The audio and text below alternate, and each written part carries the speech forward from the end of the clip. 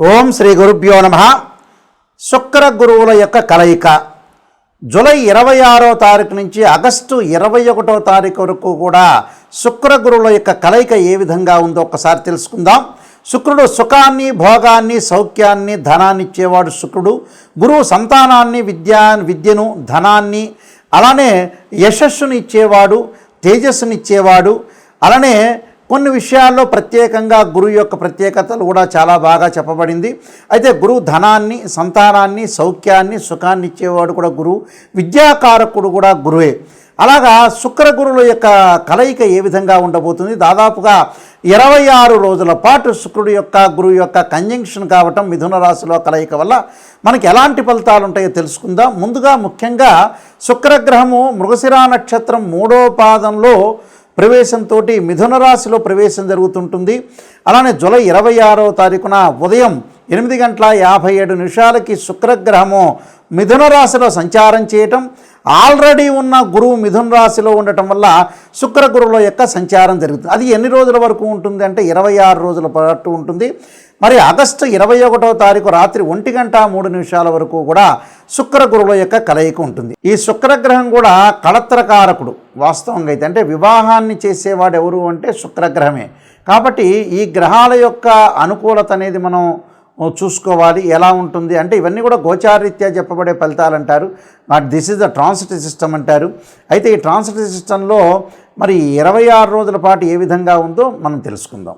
శుక్రుడు గోచారరీత్యా 1, 2, 4, 5, 8, 9, 11 స్థానాల్లో సుఫలితాన్ని ఇస్తాడు. అలానే గురువు 2, 5, 7, 9, 11 స్థానాల్లో సుఫలితాన్ని ఇస్తాడు గోచారరీత్యా కూడా. అలానే ఇక్కడ ఏదైనా సరే గ్రహం మిత్రగ్రహాలు, అలానే శత్రుగ్రహాలు అనేవి ఉంటాయి. ఆ గ్రహాలు ఏ విధంగా ఉంటాయో తెలుసుకోవాలి. శుక్రగురువుల యొక్క కంజంక్షన్ వల్ల ఏ విధమైన ఫలితాలు జరుగుతాయో చూసుకోవాలి. ముఖ్యంగా ఇక్కడ శుక్రుడు గురువుకి సముడవుతాడు, గురువు శుక్రుడికి శత్రుత్వం అవుతాడు.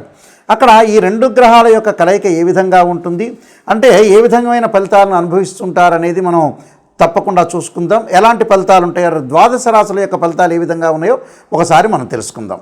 తులారాశి వాళ్ళకి శుక్ర గురువుల యొక్క కలయిక. రాస్యాధిపతి శుక్రుడయ్యాడు, అలానే అష్టమాధిపతి శుక్రుడయ్యాడు ఈ రాశి వాళ్ళకి.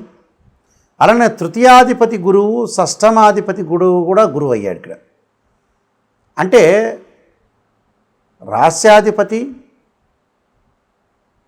రాస్యాధిపతితో పాటు మనకి అష్టమాధిపతి అయిన శుక్రుడు, తృతీయాధిపతి అయిన గురువు, షష్టమాధిపతి అయిన గురువు 2 కూడా కలిసి భాగ్యస్థానంలో ఉన్నాడు ఇక్కడ.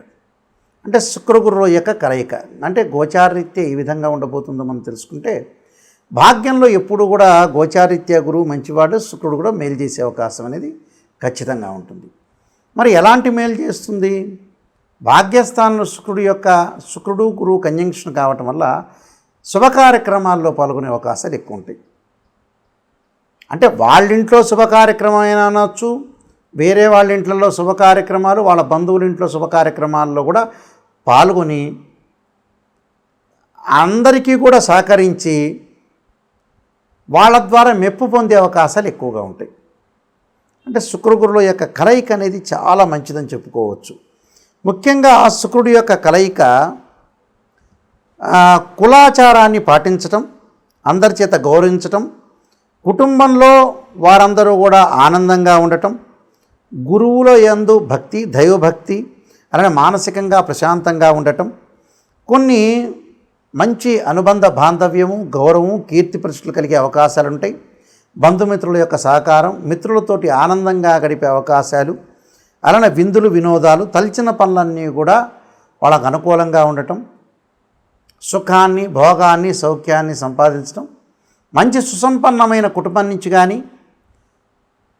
భార్య కానీ, మంచి సుసంపన్నమైన కుటుంబం నుంచి భర్త కానీ లభించే అవకాశాలు ఎక్కువ ఉంటాయి.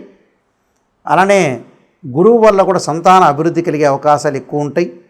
అలానే భూములు, గృహములు కొనుగోలు చేయటంతో పాటు అన్నీ కూడా బంధుమిత్రులతో అనుకూలంగా ఉండటం, ఉద్యోగంలో ప్రమోషన్ లభించే అవకాశాలు ఉండటం, స్థానచలనం జరిగే అవకాశాలు ఎక్కువ ఉండటం, నూతన వ్యాపార ప్రయత్నాలు కూడా అనుకూలించటం, భాగస్వామ్య వ్యాపారం బాగా కలిగే అవకాశాలు ఎక్కువ ఉంటాయి. స్థిరాస్తి వృద్ధి జరిగే అవకాశాలు ఎక్కువ ఉంటాయి. స్థిరాస్తి అభివృద్ధి అంటే ఏమిటి అంటే, మనం ఒక ఇల్లు తీసుకున్నాం, ఒక 50 lakhs పెట్టి అది 70 lakhs 80 lakhs అయ్యే అవకాశాలు ఎక్కువ ఉంటాయి. అలానే ఒక వస్తువు కొన్నాము, ఆ వస్తువు యొక్క కాస్ట్ అనేది బాగా పెరిగే అవకాశాలు ఎక్కువ ఉంటాయి. అలానే శుచిగల భోజనం చేయటము, అలానే స్థిరాస్తి అభివృద్ధి, వాహనాలు కొనుగోలు చేస్తారు. వాహనాలు మంచి వాహనాన్ని 2 వీలర్ అనుకోవచ్చు, 4 వీలర్ అనుకోవచ్చు, ఏదైనా సరే వాహనాలు కొనుగోలు చేసే అవకాశాలు, భోగభాగ్యాలు కలిగే అవకాశాలు, కులాచారం పాటించే అవకాశాలు బాగా ఎక్కువ ఉంటాయి. అంటే అన్నిటి పట్ల కూడా అనుకూలమైన వాతావరణం జరిగే అవకాశాలు ఎక్కువ ఉంటాయి. ఎలక్ట్రానిక్ గూడ్స్ కానీ, జమ్స్ కానీ, బంగారు ఆభరణాలు కానీ, ఇళ్ల నిర్మాణం కానీ అన్నీ కూడా జరిగే అవకాశాలు బాగా ఎక్కువ ఉంటాయి. అంటే ప్రతి పనిలో కూడా ఆటంకం లేకుండా అన్నీ కూడా జరిగే అవకాశాలు బాగా ఎక్కువ ఉంటాయి. అంటే ప్రతి పనిలో కూడా వాళ్ళు విజయం సాధించే అవకాశమే ఉంటుంది. అలా దుస్తులు కొనుగోలు చేయటం, బంగారు ఆభరణాలు కొనుగోలు చేయటం, మిత్రులతో ఆనందము, కోర్టు సమస్యలు ఎవరైతే ఉంటారో వాళ్ళందరికీ కూడా పరిష్కారం కావటం, వాళ్ళకి డబ్బులు వచ్చే అవకాశం ఉండటం, కోర్టు కూడా వీళ్ళకి ఫేవరబుల్గా తీర్పిచ్చే అవకాశాలు ఎక్కువ ఉంటాయి. కాబట్టి ఇవన్నీ కూడా వాళ్ళకి ప్రత్యేకంగా అనుకూలంగా ఉంటాయి. మొండి బాకీలు అంటారు. గతంలో మనం ఆ బాకీని వదులుకుంటాం, వీడు ఇవ్వళ్ళే అని, కానీ అలాంటి వ్యక్తులు కూడా ఇచ్చే అవకాశం అనేది ఖచ్చితంగా ఉంది. కాబట్టి చాలా అనుకూలమైన ఫలితాలు సాధించే అవకాశాలు ఎక్కువ ఉంటాయి. అంటే ప్రతి పనిలో కూడా వాళ్ళు విజయం సాధిస్తారు. అంటే ప్రతి దానిలో కూడా వాళ్ళకి ఈ నూతన వ్యాపారాలు ప్రారంభం చేయొచ్చు 26 రోజున. అలానే వివాహ సంబంధాలు వెతకచ్చు, ఉద్యోగ ప్రయత్నాలు చేయొచ్చు, ఇళ్ల నిర్మాణం చేసుకోవచ్చు, అలానే వ్యవసాయ భూములు కూడా కొనుగోలు చేయొచ్చు. అంటే మంచి వస్తువులు, మంచి విషయాలన్నీ కూడా వాళ్ళు చేర్చుకోవచ్చు. అంటే ఈ 26 రోజుల పాటు ఈ తులారాశి వాళ్ళకు అనుకూలంగా ఉంటుంది. ఎలాంటి ఇబ్బందులు లేకుండా, ఎలాంటి ఆటంకాలు లేకుండా వీళ్ళకి మంచి జరిగే అవకాశం అనేది బాగా ఎక్కువ ఉంటుంది. కాబట్టి వీళ్ళకి అన్ని సుఫలితాలు జరిగే అవకాశం ఖచ్చితంగా ఉంటుంది. శుక్ర గురువుల యొక్క కలయిక వల్ల కొన్ని మంచి చెడు యొక్క ఫలితాలు అనేవి బాగా ఎక్కువగా ఉంటాయి. శుభ అశుభ మిశ్రమాలు అనేవి ఉంటాయి. కాబట్టి మనం ఎలాంటి ప్రత్యేకంగా రెమెడీస్ చేసుకోవాలి అంటే, జీవితాన్ని సాఫల్యం చేసుకోవాలంటే ప్రతి వాళ్ళకు కూడా నెగిటివ్ పాజిటివ్ రెండుగా ఉంటాయి. అంటే ప్రతి వాళ్ళు కూడా మనం పాజిటివ్ ఆలోచన చేయకూడదు, నెగిటివ్ని కూడా ఆలోచన చేయాలి. నెగిటివ్ అంటే ఏమిటి అంటే, స్త్రీయ లోపం పెరుగుట పెద్ద విద్య, లోపం ఎరిగిన వాడే పూర్ణుడవుతాట.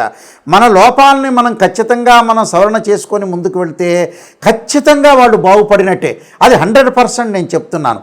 ఎందుకంటే ఎక్కడైతే మన లోపం ఉంటుంది, ఉదాహరణకు ఓ రోడ్డు మీద వెళ్తున్నాం, ఆ రోడ్డు మీద వెళ్ళేటువంటి ముళ్ళు ఉంటాయి. ఆ ముళ్ళని అక్కడ ఆ రోడ్డు మీద వెళ్ళొద్దు అని ఎవరన్నా చెప్తే, ఆ రోడ్డు వైపు కాకుండా వేరే రోడ్డు వైపు మనం వెళ్ళామనుకోండి, వేరే రోడ్ మ్యాప్లో మనం వెళ్తే అప్పుడు మన జీవితం లైఫ్ అనేది మనం లీడ్ చేసిన వాళ్ళం అవుతాం.